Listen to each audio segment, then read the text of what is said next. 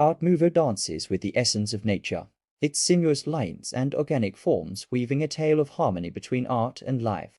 Emerging in the late 19th century, this avant-garde movement embraced innovation and elegance, rejecting the rigid constraints of the past.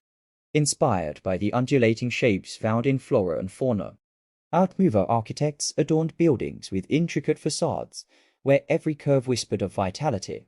Inside, furniture and decor echoed this fluidity, inviting the eye to wander along graceful lines and intricate patterns. Artists like Alphonse Mucha enchanted the world with their spellbinding posters, each stroke a testament to the movement's fascination with natural beauty and symbolism. Meanwhile, the glassworks of Louis Comfort Tiffany cast kaleidoscopic hues, illuminating spaces with a mesmerizing glow.